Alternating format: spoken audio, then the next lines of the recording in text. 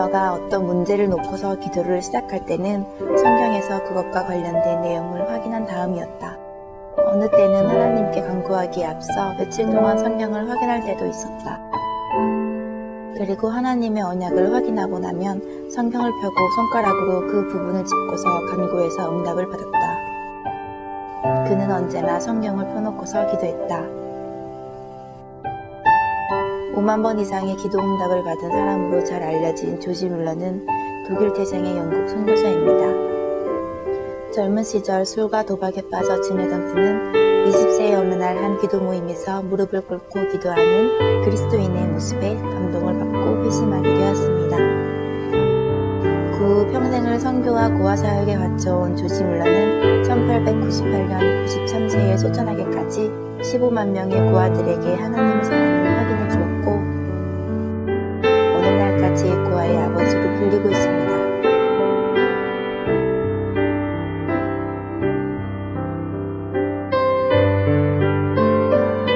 이 많은 고아들을 오직 믿음의 기도로만 먹이고 입혔던 조지 뮬러. 그는 한 번도 사람에게 손을 벌린 적이 없었습니다.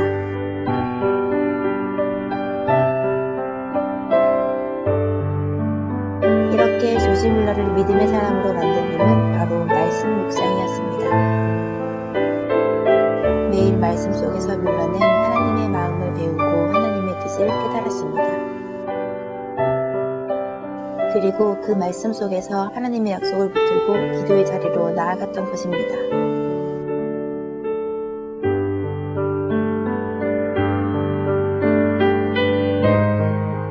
지난 6개월 동안 나는 어떠한 것도 사람에게 도움을 요청하지 않았다. 내가 필요한 모든 것을 주 앞에 가져가 기도했을 때 그분은 자비롭게 다 공급해 주셨다. 그뿐만 아니라 나는 15년 전 오늘 저녁 입을 크게 벌렸고 주님께서 지금까지 그것을 채워주셨다. 새 고아원은 300명의 고아들로 가득 찼다. 나의 삶이 풍성하다. 조지 뮬러의 일기 중에서.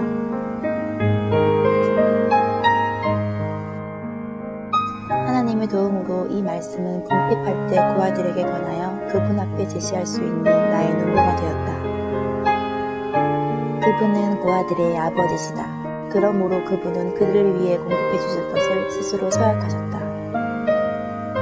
따라서 나는 그분에게 그 필요를 공급받기 위하여 가난한 고아들의 필요를 상기시켜 드리기만 하면 될 뿐이다.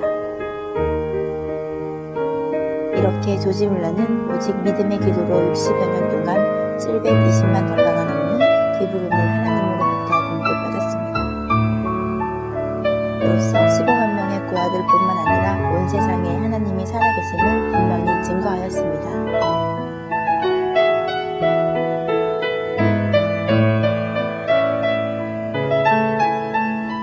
오늘 우리도 하나님의 약속의 말씀을 붙들고 나아갑시다.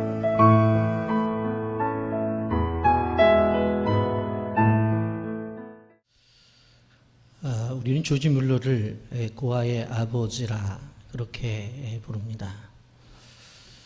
근데 그 수많은 고아들을 먹을 수 있었던 것은 다른 것이 아니라 그가 기도를 통해서 그 일을 행했기에 우리는 중보 기도자다라고 하고 말할 수가 있습니다. 중국의 어떤 한 병원에 있었던 일인데 의료 선교사가 병원에서 쓸 돈을 후원받아서 병원으로 돌아가고 있었습니다. 교통편이 여의치 않아서 이제 걸어서 병원을 가고 있는데 해가 질 즈음에 아직 병원이 멀리 떨어져 있어 산속에서 노숙을 해야 되는 상황이 되었습니다. 이 의사 선생님이 같이 동행하고 있는 중국인 조력자에게 이렇게 이야기를 합니다. 아무래도 도착하기가 쉽지 않고 또 몸도 피곤하니까 이곳에서 좀 밤을 지새고 가자. 그렇게 얘기를 했더니 이 중국인 조력자가 선생님, 여기는 강도들이 수시로 출몰하는 지역이기 때문에 우리가 돈을 갖고 있고 또 우리 둘밖에 없어서 위험합니다. 그렇게 얘기를 하는 것입니다. 그래도 이 선교사님이 뭐라고 얘기를 하냐면 밤을 새워 가도 지금 병원에 갈 수가 없고 그러니 몸도 피곤하니 우리가 하나님의 종이고 또 우리가 가지고 있는 돈도 하나님이 쓰시려고 이렇게 공급하신 거니까 기도하고 여기서 쉽시다. 그리고 둘이 기도를 하고 산속에서 노숙을 하게 되었습니다. 그날 밤에 아침에 일어나 보았더니 뭐 아무런 이상이 없어요. 그래서 일어나서 몸을 추스리고 이제 병원으로 돌아갔습니다. 몇 달이 지난 다음에 병원에 한 얼굴이 우락부락한 한 사람이 환자로 오게 되었는데 진료를 받다가 그 선교사이면서 의사인 그 의료 선교사에게 묻는 겁니다. 선생님, 혹시 몇 달 전에 산속에서 혹시 주무신 적이 있습니까? 그렇다고. 근데 그때에 주변에 호위병들을 많이 데리고 있었기 때문에 저희가 갔다가 그냥 되돌아왔다고. 그때 내가 우리 부하들을 이끌고 돈을 뺏으러 갔던 두목이었다고 그렇게 얘기를 하는 것입니다. 근데 뭐 선교사님은 자기 둘밖에 없었기 때문에 그것이 남의 일처럼 생각하고 넘어갔는데 후원한 교회들을 이제 다니면서 사역 보고를 하는 과정 속에서 자기가 경험한 이야기를 했습니다. 이런 일이 있었다고. 그랬더니 사역 보고가 끝난 다음에 한 성도가 찾아오더니 이렇게 이야기를 합니다. 선교사님, 사실 선교사님이 우리 교회 와서 사역을 보고하고 나서 기금 모아가고 가는 그 모습을 본 다음 위험하다는 생각이 들어서 우리가 모여서 기도를 했는데 바로 그때 기도한 인원이 27명이었습니다. 하면서 수첩을 보여주는 것입니다. 사실 두목이 그 산속에서 돈을 빼앗으려고 갔을 때에 27명의 호위병이 있어서 손을 대지 못하고 갔다는 그러한 얘기를 들은 선교사로서는 하나님께서 사람들을 보내셔서 우리를 보호해 주셨구나 하는 것을 깨닫게 되었다는 이야기입니다. 여러분, 이것이 바로 중보 기도가 가지고 있는 능력입니다. 오늘은 시내 산에 도착한 이스라엘 백성들이 모세가 시내산에 올라가서 이제 하나님의 말씀인 십계명을 받아가지고 내려오는데 늦어지니까 밑에서 아론에게 찾아가서 모세가 나타나지 않으니까 보이는 하나님을 만들어 달라 해서 바로 금을 갖다 금송아지를 만든 그러한 사건 뒤에 일어나는 일들을 이제 이야기하고 있습니다. 그 금송아지를 만든 그것을 보고 나서 이 모습을 본 하나님이 어떻게 하시는가? 출애굽기 32장 9절 10절에 보면 여호와께서 또 모세에게 이르시되 내가 이 백성을 보니 목이 뻣뻣한 백성이로다. 그런즉 내가 하는 대로 두라. 내가 그들에게 진노하여 그들을 진멸하고 너를 큰 나라가 되게 하리라. 그렇게 말씀합니다. 우상을 만들어서 거기 앞에 제사를 드려? 목이 뻣뻣한 백성이구나. 야 모세야, 내가 하는 대로 그냥 내버려둬. 이거 다 죽여버릴 거야. 그리고 너를 큰 나라가 되게 하겠다. 그렇게 말씀을 하는 것입니다. 여러분 한번 생각을 해보세요. 무슨 생각이 들어요? 야, 분명히 죄 지은 거 맞잖아요. 그리고 모세도 화가 나가지고 내려오면서 두 돌비 집어 던졌잖아요. 그렇다고 한다면 하나님이 화내는 거 분명하고 당연하고, 그리고 다 죽이겠다고 말씀하셨을 때도 그거 타당하잖아요. 근데 거기서 끝내는 것이 아니라 뭐라고 말을 하냐면 이 백성은 다 죽이고 바로 너를 중심으로 해서 큰 나라를 만들겠다고 말씀하신단 말이에요. 그럼 얼마나 한편으로 생각해 보면, 야, 이거 정말 하나님이 깊게 생각하시고 말씀하신 건데, 그런 생각이 들잖아요.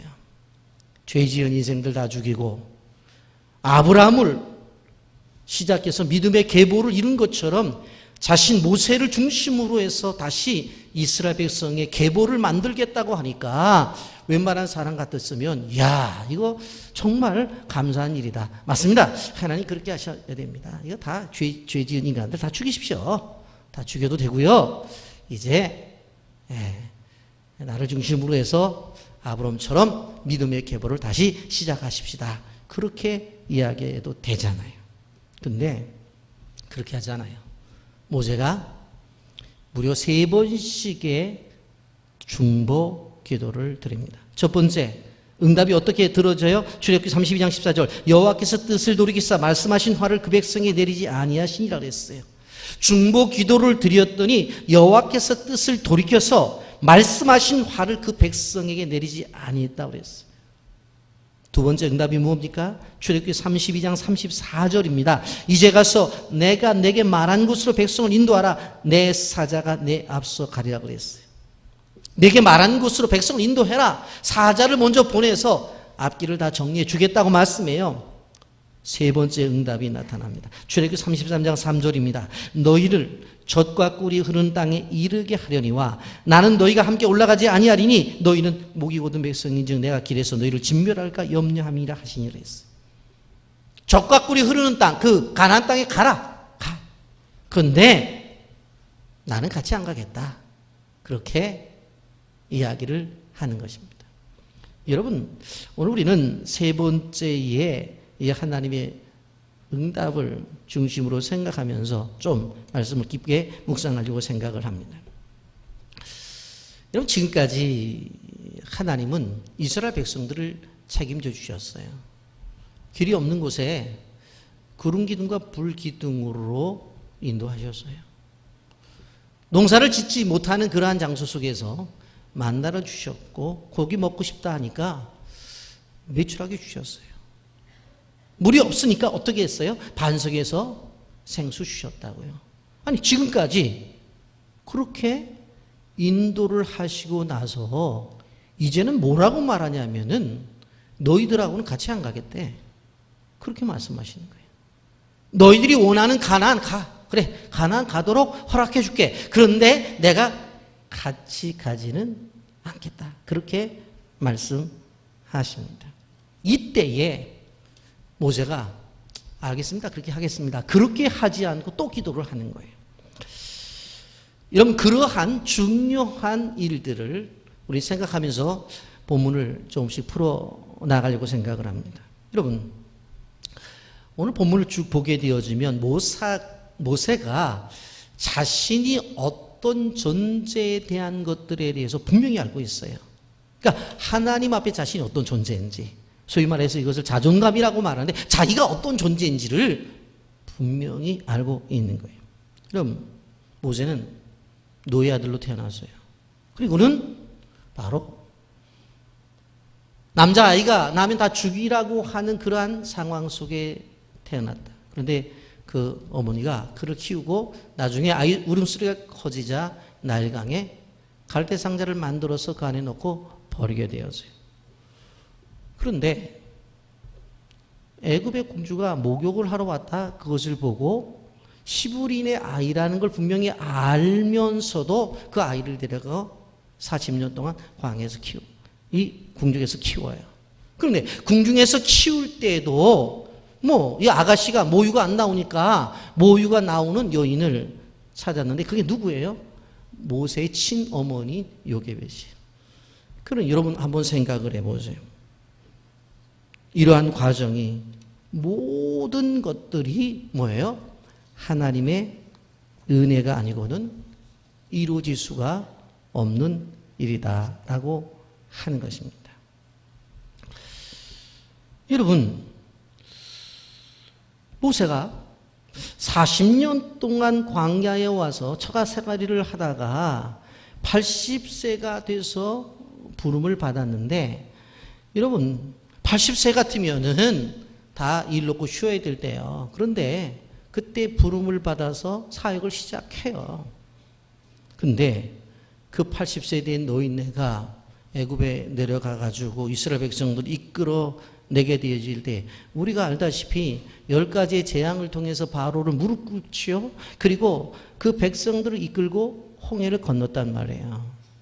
여러분, 실제적으로 모세가 자신을 생각하게 되어질 때 모세는 이런 생각을 하는 거예요. 나야말로 하나님의 은혜를 받은 사람이다 라는 자인식이 분명했다고 하는 거예요. 여러분, 출애굽기 33장 12절부터 13절 보세요. 주께서 전에 말씀하시기를 나는 이름으로도 너를 알고 너도 내 앞에 은총을 입었다 하셨사온즉 내가 참으로 주의 목전에 은총을 입었사오면 원하건대 주의 길을 내게 보이사 내게 주를 알리시고 나로 주의 목전에 은총을 입게 하시며 이 족속을 주의 백성으로 여기소서 그랬어요. 모세에게 중요한 것은 뭐냐면 자신이 하나님의 은혜를 받은 존재고 자신이 하나님의 은총을 받은 존재라고 하는 인식이 분명히 있었다라고 하는 거예요.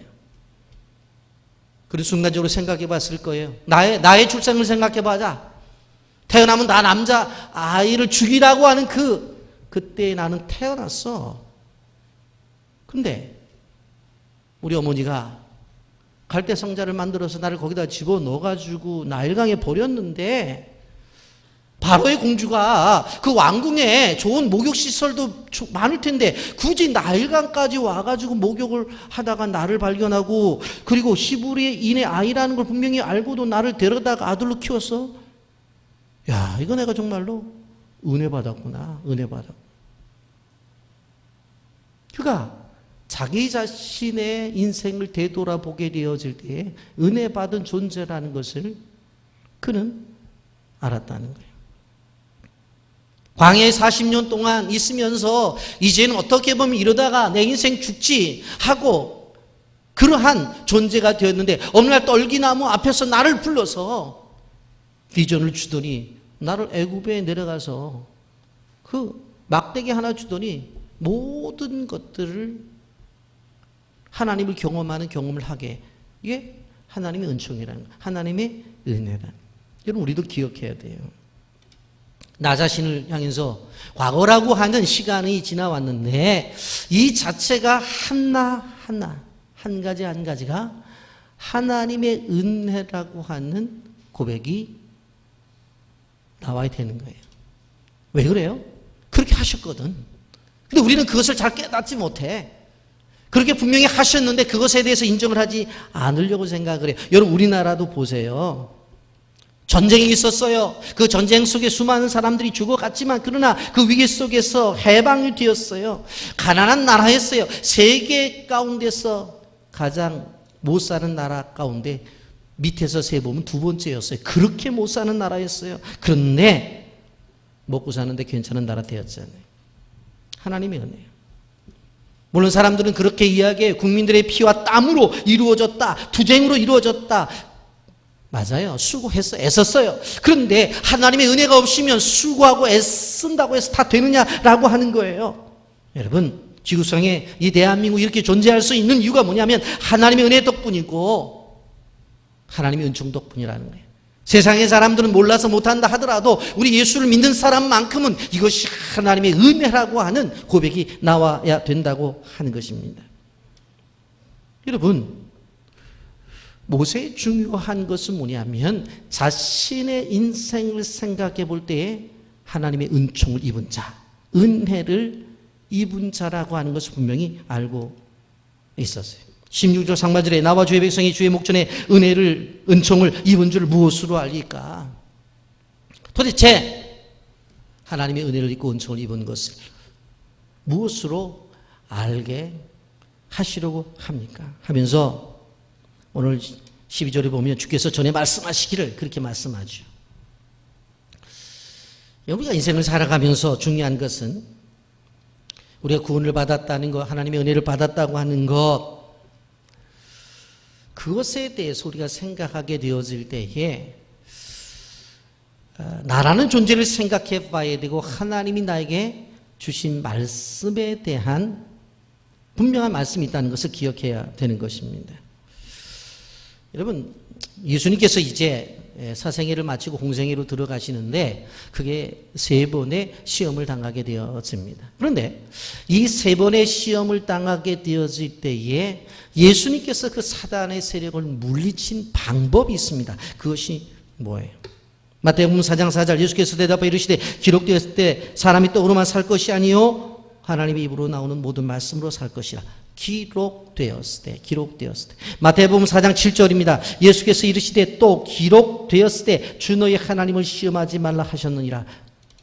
또 기록되었을 때. 마태복음 4장 10절 예수께서 말씀하시되 사탄아 물러가라. 기록되었을 때 주 너희 하나님께 경배하고 다만 그를 섬기라 하였느니라. 기록되었을 때. 여러분, 어떤 악한 세력들이, 사단의 세력들이 예수님에게 찾아왔을 때 예수님이 가지고 있는 능력을 사용한 것이 아니라 오늘 성경을 보게 되어지면 이미 주신 말씀을 사용했다는 것을 알아야 돼요. 예수님 능력이 없었어요? 아니에요. 능력 있으셨어요. 근데 자신이 가지고 있는 능력을 사용한 것이 아니라 이미 구약 속에서 말씀하신 말씀을 끄집어 가지고 그 말씀을 가지고 악한 세력들을 물리쳤다라고 하는 것입니다. 이런 말씀 악한 세력을 이겨내는 승리의 원동력이 되어지는 거예요. 말씀으로 사단을 공격하는 거예요. 전신갑주를 입으라고 했을 때도 모든 입는 구원의 투구와 의의 흉배와 진리의 허리띠와 복음에 예비한 신발과 방패는 다 방어용이에요. 그런데 중요한 공격력은 뭐예요? 말씀의 검, 바로 진리의 검을 가지라고 말씀하고 있어요. 여러분, 우리도 생각해 봐야 돼요. 어떤 삶이 복잡하고 어떤 것을 결정하게 되어질 때에 우리는 지금까지 우리 인생의 경험을 가지고 결정을 하려고 해요.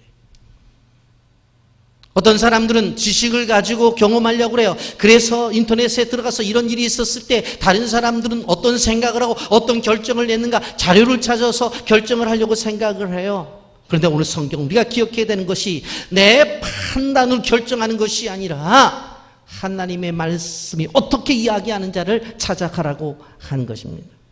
기록된 하나님의 말씀을 가지고 문제를 해결해 나가라고 하는 것입니다. 여러분, 모세가 은총을 입은 사람처럼 우리도 은총을 입은 사람들이. 어떤 나라들은 아직도 성경이 번역되어지지 않아서 자기 모국어로 성경을 읽지 못하는 나라도 있고, 어떤 나라는 성경이 번역되었어도 성경을 가지고 있는 것이 불법이기 때문에 그 성경을 가지지 못하는 나라들도 있어요. 가까이는 북한이고 무슬림의 나라들은 대부분이 모국어 성경을 갖고 있어도 성경을 지니고 있다가 그들이 걸리게 되면 감옥을 간다는 말이에요. 여러분, 우리에게는 말씀에 대한 자유를 허락하셨어요. 여러분, 성경책을 한 권 산들, 2개 산들, 10권 산들, 100권 산들 막는 사람이 없어요. 하루에 성경을 1시간 읽든 2시간 읽든 24시간 읽든 막는 사람이 없어요. 하나님의 말씀을 듣는다고 해서 그것을 막는 나라가 아니에요. 이렇게 우리에게는 진리의 말씀에 대한 자유를 주셨어요. 그런 은총을 받은 사람들이. 여러분, 사업을 하는 사람들이 혹은 대기업의 회장들이나 대통령도 이번에 휴가 기간에 무슨 책을 읽었다고 이렇게 안내를 해요. 그래서 베스트셀러가 될 때 왜 이게 베스트셀러냐? 누구 회장이 읽었다. 이번에 대통령이 읽었다. 막 그렇게 얘기를 해요. 그러면서 그 책을 읽고 그 속에서 지혜를 짜서 다음 일할 것에 대한 어떤 전국 구상을, 사업 구상을 한다는 거예요. 그러면 세상 사람들이 쓴 책도 그렇게 사람들에게 도움을 주고 미래에 계획을 세워준다고 한다는데 하나님의 말씀인 성경이 우리가 어떻게 하겠느냐라고 하는 것입니다.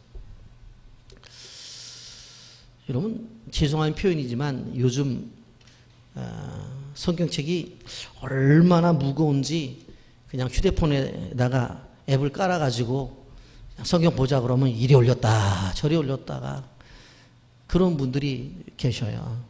뭐 시대가 그런데 어떡하겠어요. 그런데 여러분 저는 부탁하는 게 뭐냐면 가능한 성경책을 갖고 다니시라 하는 거예요. 그래서 거기다 줄을 치고 거기다 또 메모도 하고, 그래서 평생 동안 읽은 책을 자식들에게 유산으로 물려주면 그것보다 더 좋은 유산이 어디 있을까? 그래서 그 규절 밑에 2019년 몇월 며칠 주일날 은혜 받은 말씀, 나중에 자녀가 우리 엄마가 우리 아빠가 그때 은혜 받은 말씀이네, 다시 읽어볼 거 아니겠어요? 읽어볼 거 아니겠어요?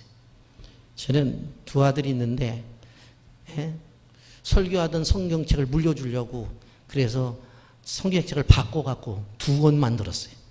왜? 하나만 물려주면 또 샘낼 것 같아가지고. 다 물려주려고 그래요. 내가 목회를 하면서 늘 봤던 성경이다. 물려주려고 생각해요. 여러분, 모세가 정말로 큰 은혜를 받았잖아요. 받았는데 홍해를 건너서 들어와서 진행을 하려고 하는 과정 속에서 하나님이 시내산 앞에 서더니 올라오라는 거예요. 그 올라가니까 하나님께서 친히 만든 돌판에다가 하나님이 친히 친필로 바로 뭘 써주세요? 소위 말하는 십계명을 써주는 거예요. 지금까지는 그냥 말씀만 했어요. 말씀만. 근데 이제는 뭐냐면 말씀하시던 하나님이 책을 만들어 주셔가지고 이 책을 계속 읽어라, 이것을 들리게 하라, 이것을 암송해라, 이것을 묵상해라, 계속 그렇게 하시는 거예요. 이스라엘 민족의 진행 과정 속에서 무엇을 이야기하는 거예요? 말씀을 이제 기록해 줄 테니까 그 말씀을 늘 기억하고 그것을 읽어줘라. 그래서 듣게 해라. 그리고 그것을 암송하라. 그렇게 이야기를 하고 있는 것을 우리는 기억해야 돼요. 이런 과정 속에서 하나님 뭐라고 말하냐면, 야, 그렇게 기도를 하니까 이렇게 죄를 지은 이스라엘 백성들이지만 적과 흐리는 땅에 들어가기는 해줄게. 근데 나는 너희들과 함께 가려고 안 한다. 그러니까 너희들만 가라. 그렇게 얘기하는 거예요. 여러분, 출애굽기 33장 3절 보세요. 너희를 적과 꿀이 흐르는 땅에 이르게 하려니와 나는 너희와 함께 올라가지 아니하니라.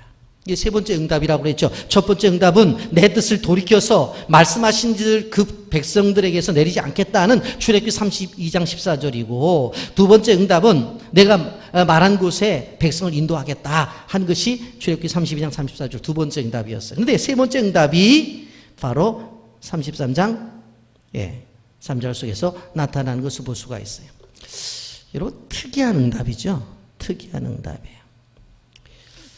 이스라엘 백성들의 소원은 들어주겠다. 너희들이 가나안 땅에 가기를 원하는 거 내가 들어준다니까 다 들어주겠어. 그런데 나는 같이 안 갈란다. 그 얘기예요. 나는 같이 안 갈란다. 동행하지 않겠다. 한마디로 하나님의 불편하신 심정이 드러나는 거죠. 그런데 여기서 하나님이 우리를 향해서 주시는 메시지를 잘 봐야 돼. 그리고 그것을 끄집어내야 돼. 그것이 뭔가 하면, 응답이 중요하냐 아니면 동행이 중요하냐, 그것을 하나님이 이야기하시는 거예요. 여러분, 동행하지 않고 응답만 주시겠다 라고 했었을 때에 우리는 그 말씀 앞에 어떤 생각을 가질 수가 있겠습니까? 사실 사람들은 말이에요, 동행에 별로 관심이 없을 수 있어요. 응답에만 관심이 있을 수가 있어요.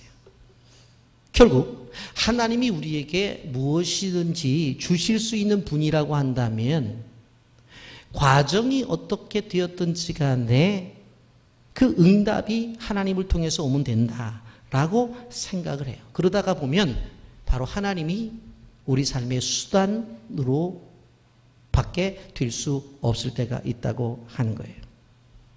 여러분, 만약에 여러분들이 기도 제목을 내놨어요.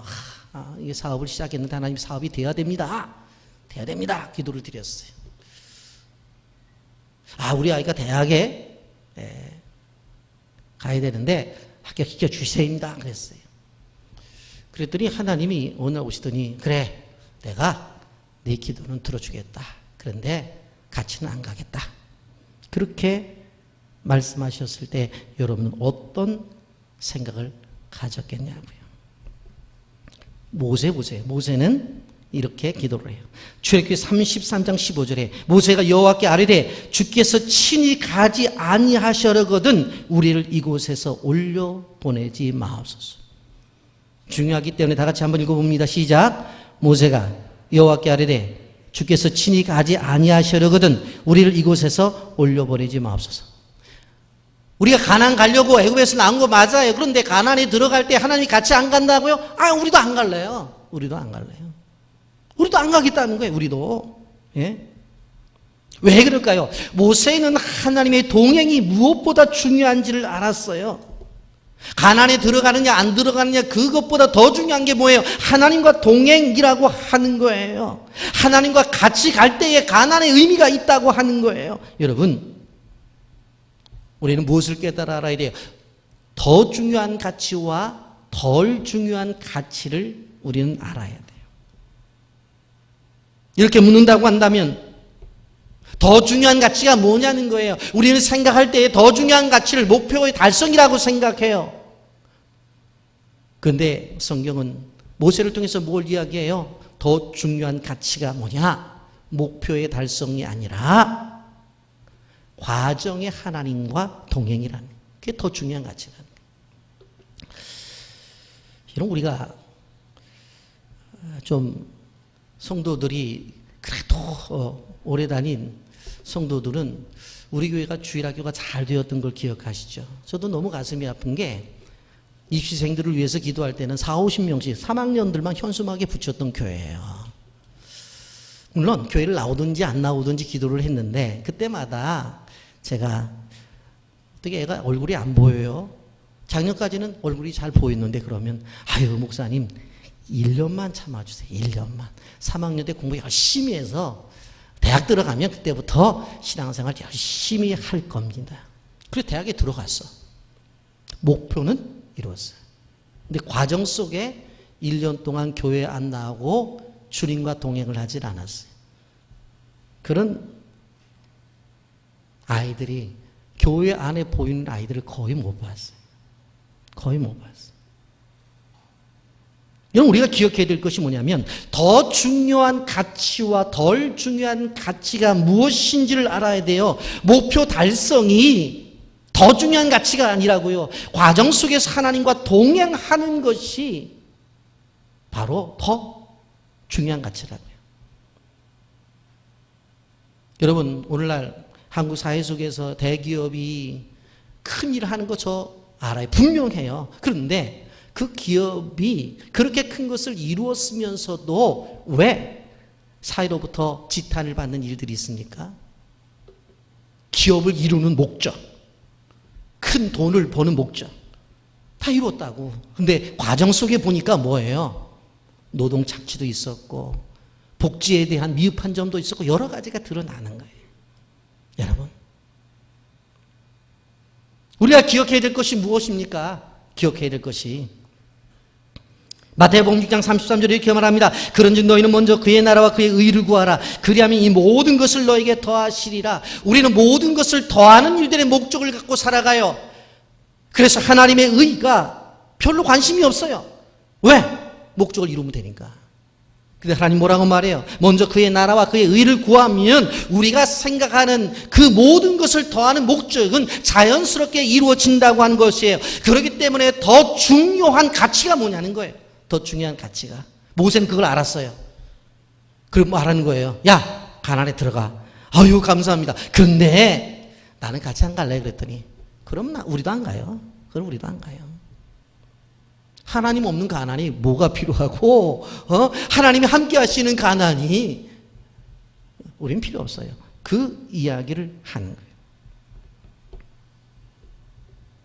여러분, 잘못하면 우리는 기독교인으로서 하나님의 나라를 구하는 하나님의 나라의 사람이 되어야 되는데, 하나님의 이름을 빌어서 이 땅의 것을 이루는 땅의 사람들이 될 수가 있다는 것을 우리는 기억해야 돼요. 모세에게 있어서 중요한 것은 바로 우리와 동행해달라는 하나님의 요구였어요. 여러분, 이것을 신약적 표현을 쓰면 임마누엘 신앙이라고 그렇게 말을 합니다. 마태복음 1장 23절에 보라, 처녀가 잉태하여 아들을 낳을 것이요 그의 이름은 임마누엘이라 하리라 하셨으니 이를 번역하즉 하나님이 우리와 함께 계시다 함이라. 예수 그리스도께서 이 세상에 오신 것은 뭐냐면 우리와 함께 동행하려고 오셨다라고 하는 거예요. 네, 함께 동행했던 예수님이 올라가시면서 승천하시면서 그럼 우리 어떡하냐고 그랬더니 요한복음 14장 16절 17절에 이렇게 말씀하세요. 내가 아버지께 구하겠으니 그가 또 다른 보혜사를 너에게 주사 영원토록 너희와 함께 있게 하리니 그는 진리의 영이라. 세상 능히 그를 받지 못하나니 이는 그를 보지도 못하고 알지도 못함이라. 그러나 너희는 그를 아나니 그는 너희와 함께 가시며 너희 속에 계십니다. 나는 가지만 성령이 임할 것인데 그 성령은 영원토록 너희와 함께 있을 것이다. 그리고 더 나아가서 함께가 아니라 너희 속에 있을 것이다. 이 성령을 이야기하는 거예요. 아멘. 주님께서 하늘에 우리 주변에 주신 말씀이 뭐예요? 마태복음 28장 20절. 내가 너희에게 분만 모든 것을 가르치게 지키게 하라. 볼지어다 내가 세상 끝날까지 너희와 항상 함께 있으리라 하시니라. 임마누엘의 축복. 이게 하나님의 축복이라고 하는 것입니다. 아메리카 인디언들이 성인식을 하게 될 때 하나의 한 방법이 있는데, 나이가 차면 그 밀림 속에 데리고 들어가서 그 아이를 혼자 남겨둔다는 것입니다. 그래서 혼자 밤을 지새워야 돼요. 어렸을 때는 아빠 엄마랑 같은 집에 살다가 성인이 되어서 성인식을 하게 되어질 때 아이를 데리고 밀림 속에 데리고 들어가요. 울창한 밀림 속에 아이가 들어가서 혼자 있는 거예요. 여기저기서 짐승 소리가 안 나는데 얼마나 무섭겠어요. 근데 그 밤을 지새고 나서 아침이 되어서 태양이 틀 때에 이 아이가 깜짝 놀라는 한 광경을 봅니다. 그게 뭔가 하면 저 멀리서 화살을 들고 서 있는 아버지의 모습을 보는 거예요. 자기는 혼자 있는 줄 알았어요. 근데 짐승이 와서 자기를 해치면 그 짐승을, 그 문제를 해결하려고 아버지가 허리에는 칼을 차고 활을 들고 서 있는 거예요. 이게 동행이에요. 이게 동행. 혼자 있는 것 같지만. 여러분, 우리는 기억해야 돼요. 성도가 최고의 은혜를 사모하는 것은 뭐냐면 주님이 나와 함께 하심에 대해서 사모를 해야 되는 거예요. 여러분, 그러면서 강력한 중보 기도를 드려요. 13절, 은총을 받은 것, 은혜를 받은 것에 대해서 내게 길을 알려달라고 하고, 13장 15절에서 이렇게 말합니다. 친히 가지 아니하시려거든 이곳에 올려보내지 말아달라고. 그러면서 16절에 나와 주의 백성이 주의 목전에 은총을 입은 줄 무엇으로 알겠냐고. 은혜를 받은 사람 같았으면 무엇을 통해서 알겠냐고. 하나님이 함께 주셔야 그것이 은혜 받은 것이라고 말하지 않겠느냐고 이야기를 해요. 이러한 필사적인 바로 중보 기도를 드립니다. 그런데 이 중보 기도를 드릴 때 하나님이 응답을 주시는데 세 가지로 응답을 주십니다. 하나님 같이 가주세요. 우리들 보고만 가라고 말하지 마세요. 만약 우리만 가라고 한다면 우리는 안 갈 거예요. 안 갈 거예요. 그렇게 얘기했더니 하나님이 그래 알았어 하면서 주신 응답이 세 가지. 첫째, 따라서 하세요. 동행의 약속. 그게 하세요. 동행의 약속. 출애굽기 33장 14절 여호와께서 이르시되 내가 친히 가리라. 내가 너를 쉬게 하리라. 그래 같이 가줄게. 동행의 약속을 해 주십니다. 두 번째로 이름을 기억하겠다고 그랬어요. 출애굽기 33장 17절 여호와께서 모세에게 이르시되 내가 말하는 일도 내가 하리니 너는 내 목전에 은총을 입었고 내가 이름으로 너를 알미니라 그랬어요. 모세를 향해서 끊임없이 하나님 말씀하시는 게 뭐냐면 너를 알고 내 이름을 기억하겠다 그렇게 얘기를 해요. 하나님 이름 부르기를 무지하게 좋아하세요. 그래서 갈대아 우르에서 아브라함을 부를 때에 아서방 그러지 않고 아브라함아 그렇게 불렀어요. 광야에서 모세를 부를 때도 모서방 그러지 않고 모세야 그렇게 불렀다고요. 여러분 선한 목자는 자기 양의 이름을 부른다고 그랬어요. 요한복음 10장 3절에 보면 문지기는 그를 위하여 문을 열고 양은 그의 음성을 듣나니 그가 자기의 양의 이름을 각각 불러 인도하여 내느니라 라고 말을 했어요. 그럼 신학을 공부하는 사람들이 꼭 읽어야 될 책 가운데 하나가 리차드 백스터라고 하는 분이 쓴 참 목자상이라고 하는 책입니다.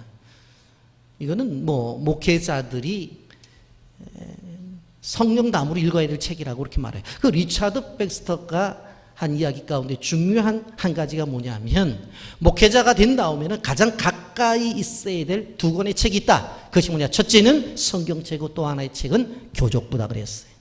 성도들의 이름이 기록되어져 있는 교족부는 바로 가장 가까이 있어야 된다고 말을 했어요. 우리 교회는 그렇게 큰 교회가 아니기 때문에 그렇게 하질 않았지만 규모가 있는 교회의 목사님들이 교육자를 청빙해서 오라고 했을 때에 제일 먼저 이렇게 하시는 분도 봤어요. 저는 그것이 지혜롭다고 생각했는데 뭐냐면 교회에 와서 교인들에게 인사를 한다면은 교인들 명부를 다 주는 거예요. 저 갖고 기도원에 올라가서 외울 때까지 외우고 내려오라고 그래요. 그러니까 어떤 사람은 일주일 동안 그것만 외우는 거예요. 외우는 거. 다 외웠다고 오면 담임 목사님이 담임 목사실에 불러서 시험을 봐요. A라는 집사는 남편 이름 누구입니다. 애는 몇 명이야? 얘는 이름이 이랬는데 아들이야 딸이야? 야 이름은 이래도 아들이거든? 하면서 시험을 보는 거예요. 시험을. 전교인 먼저 이름 외우기부터 시작해요. 저는 그것이 맞는다고 생각해요. 왜? 하나님이 우리 이름을 다 기억하고 하나하나 다 기억한다니까. 참 하나님 대단하세요. 나는 우리 집에 아들 둘이 있는데 둘 다 너무나 성격도 다르고 생김새도 다르잖아요. 근데 큰애 봤다 종성이라고 그랬다 작은애 보고 종천이라고 그랬다 막 왔다 갔다 해요. 그 셋 이상 되는 사람들이 이름 정확하게 부르는 분들 존경해요. 이게 쉬운 게 아니에요. 쉬운 게. 그런데 하나님은 정확하게 하시죠. 여러분 그리고 이사야 선지자를 통해서 뭐라고 말씀하셨느냐? 이사야 49장 15절 16절에 여인이 어찌 그 젖먹는 자식을 잊겠으며 자기 태에서 난 아들을 긍휼히 여기지 않겠느냐? 그들은 혹시 잊을지라도 나는 너를 잊지 아니할 것이라 내가 너를 내 손바닥에 새겼고 너희 성벽이 항상 내 앞에 있나니 그랬어요. 우리의 이름을 새길 때에 노트에 새긴 게 아니라니까는요. 노트는 놔두고 갈 수 있잖아요. 수첩에 적은 게 아니에요. 수첩은 두고 갈 수 있잖아요. 오래되면 그 수첩은 어떻게 되어져요? 예? 다 쇠할 수 있잖아요. 근데 하나님 우리 이름을 어디다 새긴다? 손바닥에 새겨. 손바닥에. 여러분 하나님이 우리를 생각하시고 우리 한 사람의 이름을 부르고 기억하는 것이 대단하다고 하는 걸 여러분들 기억하시길 바랍니다. 아멘입니까? 세 번째, 덮어주시겠다 그랬어요. 덮어주시겠다. 저는 지난 한 주간 설교 준비하면서 이 덮어준다는 것 때문에 너무 큰 은혜를 받았어요. 여러분 18절에서 주의 영광을 보여달라고 말하잖아요. 그러니까 19절에서 알았어 내가 내 영광 보여줄게. 그런데 하나님 뭐라고 말하냐면 내 영광을 너희가 소원하는 대로 보여주기는 보여주겠는데 나를 보고 살자가 없어. 그럼 어떻게 하면 좋지? 하면서 답을 주세요. 보세요. 영광 보여주세요. 그랬더니 알아서 보여줄게.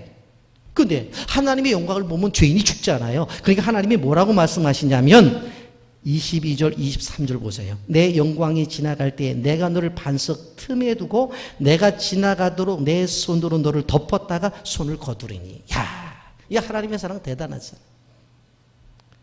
하나님의 영광이 지나가는 것은 소원해. 하나님의 영광을 경험해야 돼. 그런데 죄인인 인생이 하나님의 영광을 경험하면 죽어요. 그러니까 하나님이 소원은 들어주되 어떻게 하냐면 우리를 바위 틈 속에다가 숨겨두시고 하나님의 손으로 딱 덮어도, 그리고는 하나님의 영광이 지나간 다음에 어떻게 해요? 손을 여신다는 거예요. 완벽한 보호하심. 여러분, 하나님이 우리를 얼마나 사랑하시느냐, 대강 사랑하시는 게 아니라고. 이게 십자가의 은혜인 거예요. 예수 그리스도의 십자가의 보혈로 우리를 덮어주시잖아요. 그래서 우리가 구원을 받는 것이잖아요. 여러분, 우리가 오늘 성경을 통해서 말씀을 들으면서 기억해야 될 것이 무엇인가 하면, 기도라고 하는 것은 나만을 위한 것이 아니라 내가 거하고 있는 공동체를 위한 것이라고 하는 것을 우리는 기억해야 돼요. 모세의 기도를 통해서 이스라엘 민족이 살았어요. 이스라엘 나라가 살아간 놀라운 축복을 받았다라고 하는 것입니다. 중보기도는 이러한 능력이 있습니다. 여러분, 우리가 이런 중보기도자의 사명으로 우리를 부름받았다는 사실을 기억해야 돼요.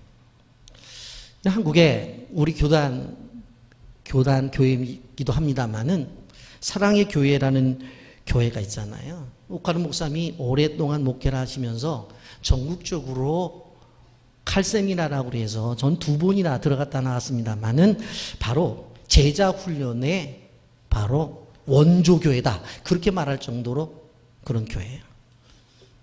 새로운 목사님이 이제 젊은 목사님이 들어오셔서 사역을 하게 되어지는데 여기저기서 일들이 막 일어나는 거예요. 그리고 여러분, 신문방송을 통해서 해서 알지만은 지난 정권에서는 그 앞에 있는 지하 다 돈 내고 다 협의해서 구청에서 허락을 해서 본당을 다 꾸몄는데 지금 정권에서는 안 된다는 거예요. 원위치 하라는 거예요. 그러니까 쉽게 말하면 그 원위치 하면은 지금 강대상에서 이렇게 예배 드리는데 실질적으로 이만큼 잘라서 다 돌려 보내줘야 돼요. 그러니까 교회가 될 수가 없어요. 그러면 먼저 정권에서는 해도 좋다고 그래서 땅 다 파가지고 예배당 만들었는데 지금은 그거 안 된다고 그러니까 이거 다 잘라가지고 다시 흙파다 넣고 해야 돼요. 지금. 그래서 한 방법이 뭡니까? 기도밖에 없다는 거예요. 제자 훈련이 중요해요. 그런데 지금은 기도할 때라는 거예요. 그래서 어떻게 합니까? 기도의 중요성을 알고서 이러한 이 어려움 속에서 담임 목사님 잘 견디게 해달라고 담임 목사님을 위한 중보기도팀 만들어내고 또 이 법적으로 또 싸워야 되잖아요. 왜? 먼저 정권에서 한 건데, 국가가 허락한 건데 지금은 안 된다고 말이 안 되지 않느냐. 그래서 또 변호사들 또 모여서 일하는 사람들에서 지혜를 달라고 또 기도하고 많은 중보기도 팀을 만들어서 지금 기도를 하고 있어요. 여러분, 우리에게도 마찬가지 강력한 중보기도가 필요해요. 교회 건축에서도 마찬가지입니다. 기도를 통해서 이루어야 되는 거예요. 많은 환자들이 있죠. 기도를 통해서 치료 역사가 나타나야 되는 거예요. 여러분, 왜 기도가 중요하냐? 누가복음 11장 13절에 이렇게 말합니다. 너희가 갈지라도 좋은 것을 자식에게 줄 알거든 하물며 너희 하늘 아버지께서 구하는 자에게 성령을 주시지 않겠느냐 하시니라. 성령을 준다고 하는 것은 하나님 영이 주는 모든 것을 다 주시겠다고 하는 거예요. 여러분, 아브라함이 중보 기도를 할 때 그 소돔성에 있던 롯의 가정이 구원을 받았다는 걸 여러분 아시죠? 그렇기 때문에 중요한 거예요. 여러분, 말씀을 정리하면서 저는 지금 우리가 중보 기도를 해야 될다라고 하는 것을 강력하게 말씀을 드리기를 원합니다. 모세가 민족을 위한 중보 기도를 드릴 때에 백성들은 패역했음에도 불구하고 구원의 은혜를 경험한 것처럼 우리도 기도를 드려야 돼요. 여러분, 우리 이 대한민국이라고 하는 이 호가 빨간불이 켜졌어요. 북쪽에서는 핵과 미사일로 압박을 해요. 새벽이 되면 뻥뻥 2대씩 쏘아 올리고 있어요. 중국은 사드 문제 이후에 우리나라 기업들 다 내쫓고 계약기간도 끝나지 않은데 길거리에 있는 모든 광고 철판들 다 끄집어 내렸어요. 러시아 군용기는 한국 독도 영공을 침범해요. 뭐 그저께는 들어왔다 나갔는데도 국방부에서 또 감췄다고 난리잖아요. 일본은 경제전장을 선포했죠. 우방국이라고 하는 미국은 주한미군 분담국을 천재보다 5배를 더 내놓으라는 거예요. 5.8배를 내놓으라고. 여러분, 주변 어느 나라를 봐도 우리나라를 도와줄 나라 하나도 없어요. 지금 하나도 없어요. 여러분, 어떻게 보면 강대상에서 죄송한 말씀이지만 못 잡아먹어서 난리야. 못 잡아먹어서. 이 조그만 나라. 그러지 않아도 먹고 살기 힘들다고 경제적으로 어렵다고 했는데 아픈 급수를 찔러요. 그래서 우리 국민들이 일본 제품 불매 운동을 버리고 뭐 난리가 났잖아요. 그런데 우리는 예수를 믿는 사람들이잖아요. 그러면 영적으로 좀 한번 해석을 해보자. 영적으로 봤더니 우리 주변에 예수 잘 믿는 나라가 하나도 없어요. 여러분, 일본 지금 우리랑 경제전쟁이라고 그러지만은 그 태양신을 섬기는데 요때 가면은 욕먹어요, 요즘. 그러니까 이런 기간이 지난 다음에 기회 가면 꼭 한 번씩 가보세요. 집집마다 우상 있죠. 동네마다 우상 있죠. 골목마다 우상 있죠. 우상단지야, 우상단지. 나라는 잘 산다는데 백성들은 가난해요. 가보시면 이해가 안 될 거예요. 제가 처음 일본 갔을 때 우리는 양파를 자루로 파는데 거기는 양파를 4분의 1로 쪼개서 팔더라고. 이해가 안 됐어, 이해가. 식당에 가서 단무지 더 달라면 돈 내래. 우리는 휴게소에서 우동은 안 먹어도 단무지는 마음대로 먹을 수 있어요. 그래갖고 동남아에 있는 노동자들이 우리나라에 와서 제일 먼저 배고플 때 뭐 하는 줄 아세요? 휴게소에 가서 프림 갖다가 타서 단무지로 배 채웠어요. 우유로 만들었으니까. 그 정도로 우리나라는 풍성해. 일본 그래. 북한은 뭐 더군다나 김정은이가 우상인데 무슨 뭐. 거기 그렇죠. 중국이, 러시아가, 주변에 나라들이 하나님 잘 믿는 나라가 어디 있습니까? 여러분, 우리가 왜 기도할 때인가? 단순히 육적인 눈으로 보지 말고 우린 영적인 전투 속에 들어와 있다는 사실을 우리는 기억해야 돼요.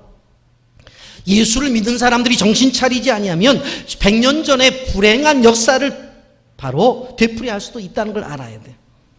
여러분, 다행히도 대한민국은 100년 전에 무능한 조선이 아니에요. 무엇보다도 이 땅에 한국 교회가 있어. 모세처럼 기도하는 기도의 용사들이 있어요. 우리가 힘들고 어려워도 해외에 도와주겠다고 나가는 선교 팀들이 있어요. 그리고 시간을 들여서 물질을 들여서 내가 쓸 것, 내가 마시고 내가 먹을 것들을 가서 베풀고 나누잖아요. 왜? 그들도 하나님의 자녀이기 때문에. 여러분, 우리가 기억해야 될 것은 지금의 시대는 예수를 믿는 사람들이 일어나서 제2의 독립운동을 벌여야 된다는 사실을 우리는 기억해야 돼요. 여러분, 어느 강대국도 하나님보다 강한 나라는 없어요. 그렇기 때문에 하나님의 주권성이 있다고 한다면 우리는 보존되고 하나님 앞에 영광을 돌리는 거예요. 여러분, 그래서 우리 대한민국이 하나가 되어지고 교회가 하나가 되어져서 하나님 앞에 엎드림이 필요하다고 하는 것을 우리는 기억해야 돼요. 지금 이 땅 위에 있는 그리스도인들이 어떻게 하느냐에 따라서 100년 후에 우리 자손들이 어떻게 사느냐가 결정이 되어지는 거예요. 우리가 기도를 하게 되면 하나님의 능력의 손이 움직이는 거예요. 하나님의 능력의 손이 움직이도록 우리는 엎드려야 된다는 것을 우리는 기억해야 돼요. 우리나라는 저력이 있는 국가예요. 6.25 전쟁도 통과를 했고 그 어렵다고 말하는 IMF도 통과를 했어요. 그리고 민주화도 이뤄냈어요. 여러분, 이웃나라 일본만 보세요. 자민당이라고 하는 정권이 아마 수십 년 해드시는 것 같아. 근데 우리는 한 2텀 정도 하면 또 여권이 야당됐다 야권이 저다 계속 움직이잖아요. 역동적이잖아요. 우리나라는 상당히 역동적이에요. 여러분, 바뀌지 않는 정권은 부패하게 되어 있어요. 그래서 물이 고이면 썩듯이 계속해서 움직여야 된다는 것을 우리는 기억해야 되는 거예요. 이런 것을 통해서 늘 싸우는 것 같이 보이지만 그러나 진보와 발전을 이뤄내는 것을 바라볼 수가 있어요. 여러분, 동아시아 지역을 방문하는 모든 사람들, 도대체 한국처럼 안전한 나라가 있는지, 한국처럼 안전한 나라가 없어요. 미국 통계 보니까 매일 총으로 사람 죽이는 일들이 벌어지잖아요. 여러분, 종교의 자유가 허락이 되어지고 마음대로 교회를 세우고 마음대로 신앙생활할 수 있는 나라가 바로 우리나라예요. 여러분, 하나님의 영광을 드러낼 수 있고 하나님의 이름으로 영향을 끼칠 수 있는 나라가 우리나라라고요. 그 최전선에 우리 빛의 교회가 서 있다는 사실을 기억하시기를 바랍니다.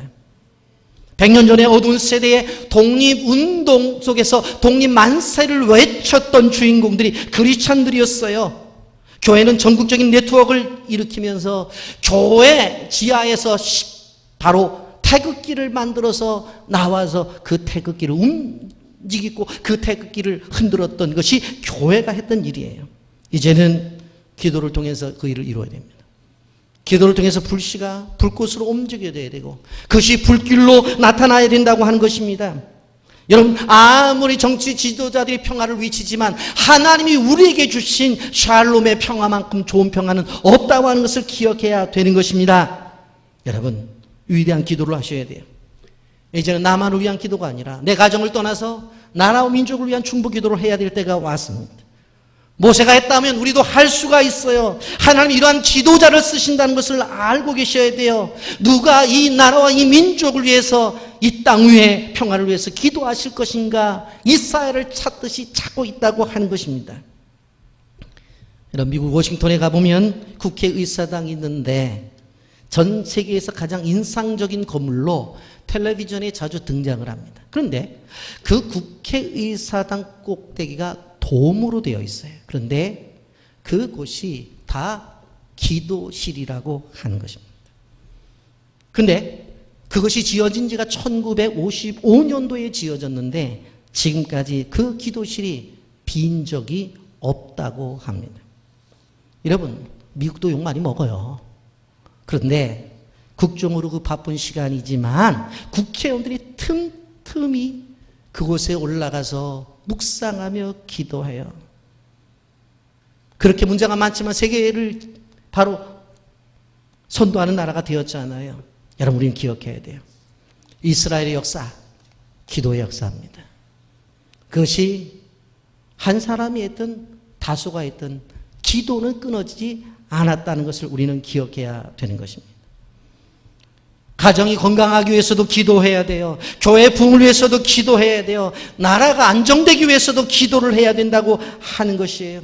모세가 어떤 사람이에요? 하나님을 대면할 정도로 하나님과 가까운 사람인데 그가 끊임없이 영적인 지도자로서 자기 영역을 유지했던 것은 무엇인가 하면 하나님 앞에 기도였다는 사실을 우리는 기억해야 되는 것입니다. 여러분, 위대한 사람이 되고 싶습니까?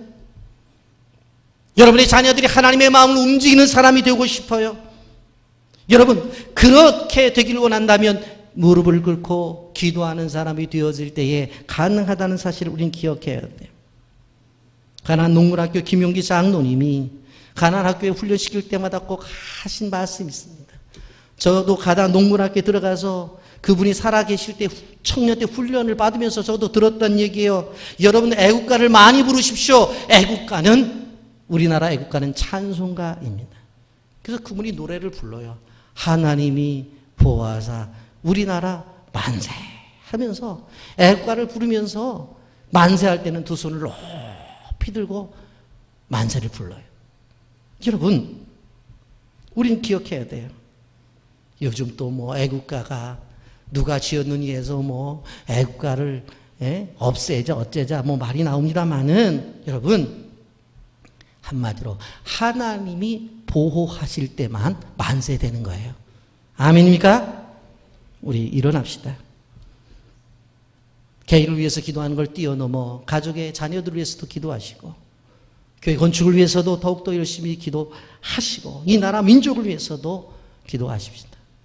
요즘 보면 새벽 기도가 그래도 한두 명씩 늘어나는 것을 바라보면서 저는 소망을 갖습니다.